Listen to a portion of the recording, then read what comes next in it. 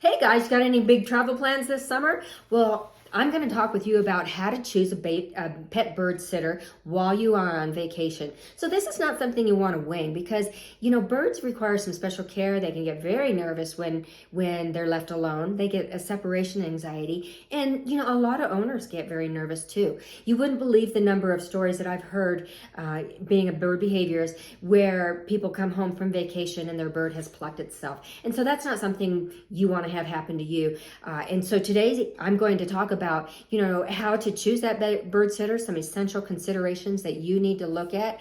And, how do you go about researching the options of making sure that your bird's well taken care of? What questions do you need to ask?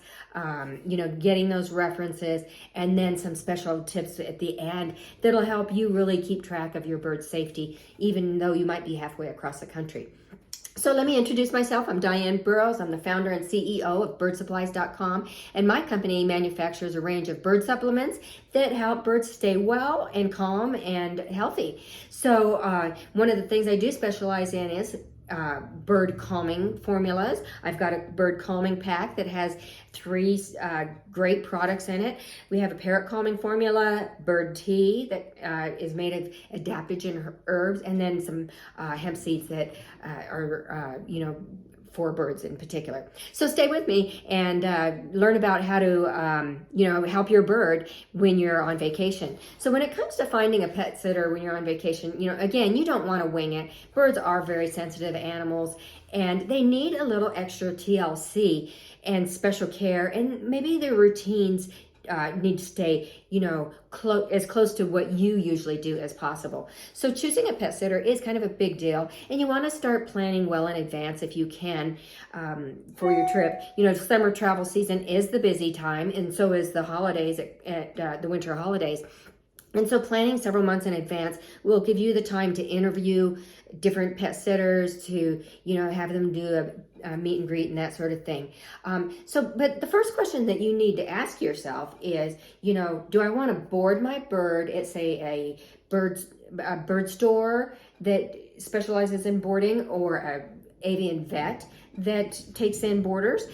Or would I rather have somebody come to my home where my bird can stay in its own cage, have its own particular surroundings, and, we know that it is calmer, maybe potentially being in that situation. So that's a personal decision. You have to think about how nervous your bird is. Are they going to, adapt well to all of the interactions at a bird store or a vet clinic?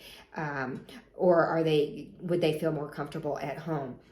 And so that'll be something that you'll have to ask yourself. Now, when you're doing your research, if you want to, you can get on like an app like the Next Door app, and just ask your neighbors. You certainly have neighbors who have birds and who have experienced different bird sitters coming to their home, or different bird interactions. I like to go with a professional, someone who actually does this for a living when I'm using a pet sitter. And so getting references from my neighbors that they've had good experiences with, and especially when other people chime in and said, "Yep, I second that," or whatever. That's really helpful. There's some other apps like Rover. But Rover specializes in dogs, and most pet sitters specialize in dogs and cats, not birds.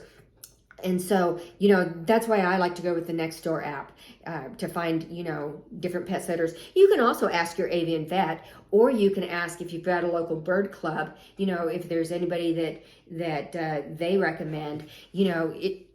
A lot of these bird clubs, like for instance, we have a bird club in Denver area, and I live about, 40 minutes from downtown. And so that's going to be outside of their range to drive, most likely. So, that's why you have to start early and start doing your homework early. A lot of vet techs will actually do pet sitting too. So that's something to keep in mind. So once you've narrowed down your list of pet sitters, you can research them online if they are a business, and you can read about different reviews on some of these apps that are available on your smartphone. And you're going to want to make sure that you're asking the pet sitter what their experience is with birds, and you want to make sure that they're very familiar with different kinds of bird care for different species and that sort of stuff. I like to know that I'm working with a business and that they're insured and bonded if I have them come to my house, especially if I have them come to my house.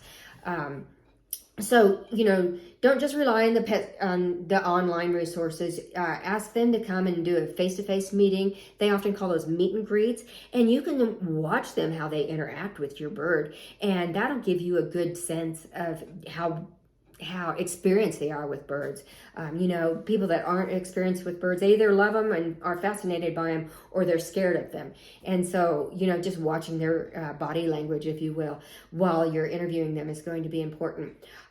So after you've done your research, then you're going to want to, develop your interview questions, if you will.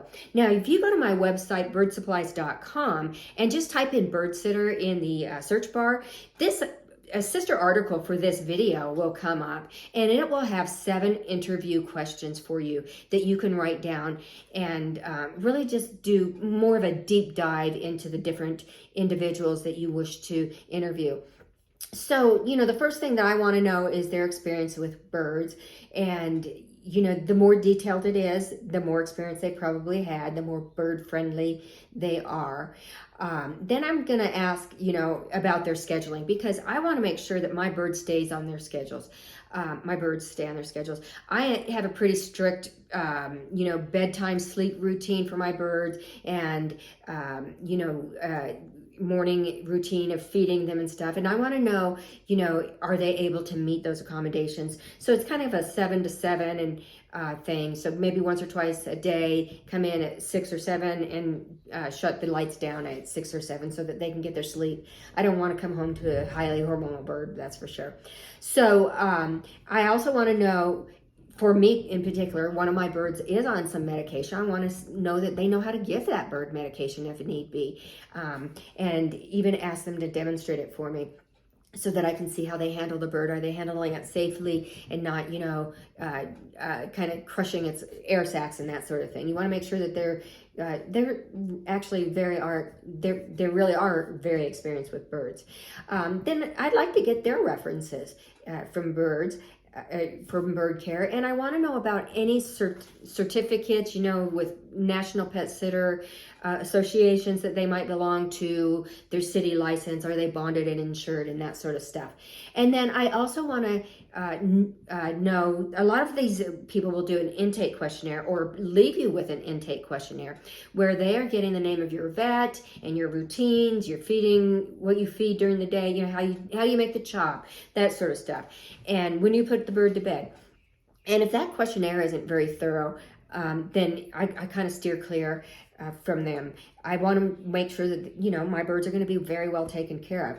So once I get those questions answered, then I can really drill down and make a choice. I also want to make sure that I get their references and actually do call their references. Sometimes people will write, I have a tendency to do this sometimes with professionals that I hire. I'll give them like a 5-star rating, but when the, like say Upworks or a company like that, says, hey, give me your private rating, it might be a little more realistic, and people are more apt to do that if you call them, and they know you're a bird lover too, so they want to help you out oftentimes. So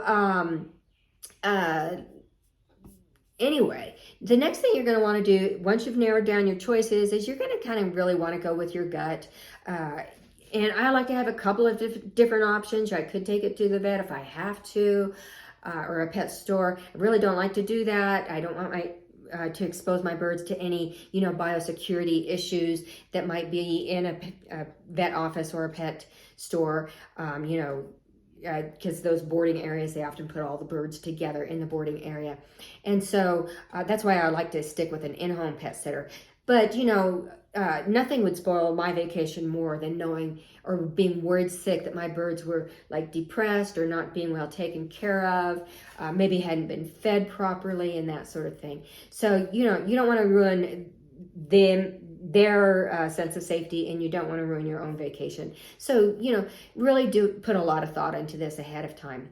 Now, once I've chosen the pet sitter and I want to do maybe kind of a second follow-up interview, I want to find out how well they would accommodate my birds. So I do have one bird that is a little nervous. He's got arthritis, and so he has a tendency to be pretty flighty around new people that he's not met before. And so, I want to make sure they're going to go the extra mile to make sure that he's safe, and that they're really looking at him every single day, and that they'll even make some accommodations, like maybe send me pictures or even a short video of him, or all of my birds actually. And you know, someone that will go the extra mile is really worth keeping, you know, in the long run. But I even go a little bit farther. I have a Ring doorbell system. I can tell when they're coming and going. I also have the Ring camera set up in my bird room, so that I can watch my birds and I can even talk to them. And, you know, that really gives them a lot of peace of mind. Another accommodation that I ask my bird setter to do, and it's not a big chore or anything, is to play YouTube TV for parrots. For my birds. They like that. They're used to that on a daily basis. We do that here in the bird room. And so that's what they're used to. That's their kind of their flock, you know. They listen to the same birds day after day. So, you know, once you have done all your interviews, it's okay to follow up on them. You know, checking them on the Ring doorbell or the Ring camera app is not really spying on them or anything. I mean, it's so common for people to do that anymore. And they're probably used to that. But, you know, my last tip would be your first vacation or your first trip away should be a pretty short one. You know, maybe just a long weekend type of deal. You're not going to want to leave your birds in the care of someone that you've really never had much interaction with for 2 weeks or anything, you know, go on a major long cruise or anything like that. And so start with a short vacation, see how they do, give them any feedback you need to in a respectful way, of course. And then you can kind of inch your vacations, you know, to be a little bit longer. So I hope this helps you figure out how to interview a pet sitter. And if you do have a nervous bird and you're leaving town, or, you know, even the summer vacation, you know, where people are shooting off fireworks and there's just a lot more noise and commotion and stuff going on, you know, consider some of our parrot calming formulas and other parrot wellness supplies at birdsupplies.com. And don't hesitate to go to birdsupplies.com, type pet sitter in the search bar, and check out the article, the sister article to this video. Thanks a lot for joining me. Hey, if you found this video helpful, please give me some thumbs up, make some comments, share it. You know, the more that this gets passed around, the more that YouTube kind of bumps my videos up to the top of the line. And so I really love educating people. And when I'm at the top of, you know, the search, then that's really helpful for me to have your thumbs up and your comments and stuff. So thanks a lot. And next time we'll talk some more bird care stuff. Thanks. Bye-bye.